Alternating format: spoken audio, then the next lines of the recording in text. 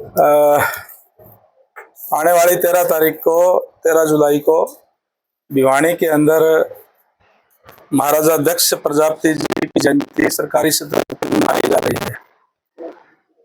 आज इस जयंती के लिए निमंत्रण देने के लिए समाज के लोगों में यहाँ कुरुक्षेत्र कुमार धर्मशाला में पहुंचा हूँ। जब से भारतीय जनता पार्टी की सरकार बनी है तभी से सभी महापुरुषों का, संत महात्माओं का जन्मदिन, चाहे वो किसी भी जाति के हों, सरकारी सतर पे मनाया जा रहा है। हाल ही में हमने जयंती सिरसा मनाई, महर्षि कश्यप जयंती इंद्री के अंदर मनाई, भगत धन्ना जी की जयंती उचाना के अंदर मनाई, भगवान परशुराम जी की जयंती सिरसा के अंदर मनाई, महर्षि वाल्मीकि की जयंती, रविदास जयंती, ये सभी जयंतियां सरकारी सतर पे मनाई जा रही है। और इसकी शुरुआत भारतीय जनता पार्टी की सरकार बनने के बाद माननीय मनोहर लाल जी ने की और उसको अभी लगातार नायब जी के नेतृत्व के अंदर ये चल रहा है।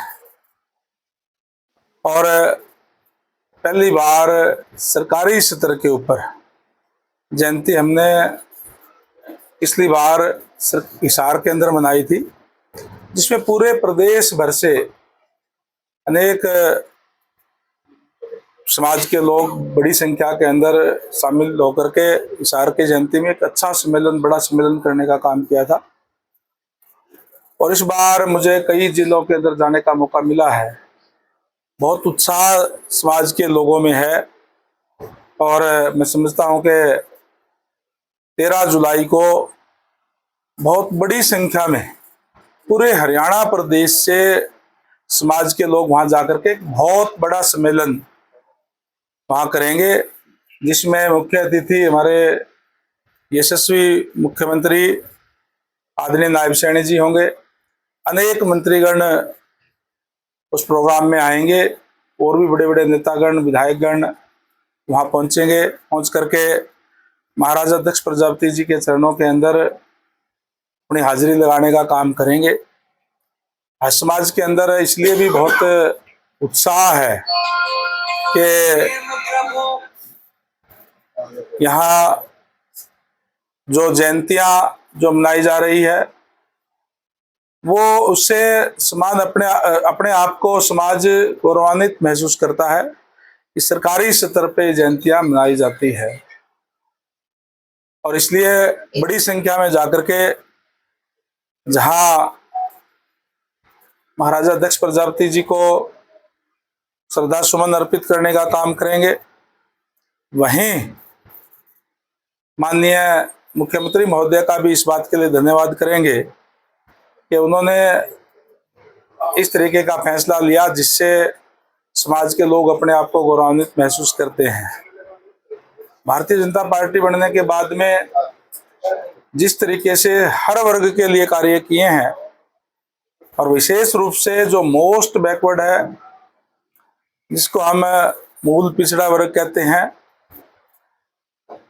उनके लिए तो सबसे बड़ी सम्मान की बात यह है कि पहले की सरकारों के अंदर जिस तरीके से नौकरियां पॉलिटिकल सिफारिश से या पैसे से मिलती थी, और जो मोस्ट बैकवर्ड समाज है जिसमें प्रजापति समाज भी आता है, जिसमें प्रजापति, खाती, लोहार, तेली, धोबी, मणियार, जितने भी ये समाज है जो हाथ से काम करने वाले लोग हैं, ये आते हैं। इनके पास ना तो इतना पैसा होता और ना पॉलिटिकल सिफारिश होती, जिससे इनके बच्चे योग्य होते हुए भी वंचित रह जाते थे। और आज मुझे खुशी है इस बात की कि जब से भारतीय जनता पार्टी की सरकार बनी है तब से लगातार जितनी भी भर्तियां हुई है वो पूरी की पूरी हुई है, कोई भी बैकलॉग नहीं रहा। अदरवाइज तो पहले बैकलॉग छोड़ दिया जाता था कि योग्य उम्मीदवार ना मिलने के कारण ये पद रिक्त छोड़े जाते हैं, इस तरीके के हालात थे। इसी तरीके से हमारी सरकार ने जो वायदा किया था कि हम डिप्राइव्ड शेड्यूल कास्ट है उसको अलग से आरक्षण देने का काम करेंगे, क्योंकि बाबा साहेब डॉक्टर भीमराव अम्बेडकर जी ने जो आरक्षण की व्यवस्था करने का काम किया वो इसीलिए किया कि वंचित वर्ग को भी आगे आने का मौका मिल सके, उनको का लाभ मिल सके। धन्यवाद और बधाई देना चाहूंगा हमारे माननीय मुख्यमंत्री महोदय को। सरकार बनते ही पहली कैबिनेट की मीटिंग के अंदर इस बात का फैसला किया कि डिप्राइव्ड शेड्यूल कास्ट को 10% से अलग से आरक्षण हरियाणा प्रदेश के अंदर मिलेगा। इसका लाभ आज उस वंचित वर्ग को मिल रहा है जो कभी आगे नहीं आ सका था। इसी तरीके से चाहे पंचायतों के अंदर आरक्षण देने की बात हो, आज हर ब्लॉक के अंदर सरपंच बनते हैं, हर ब्लॉक के अंदर ब्लॉक समिति के मेंबर बनते हैं, हर जिले के अंदर जिला पार्षद BCA BCB के अलग से बनते हैं, उनको अलग से आरक्षण की व्यवस्था दी गई है।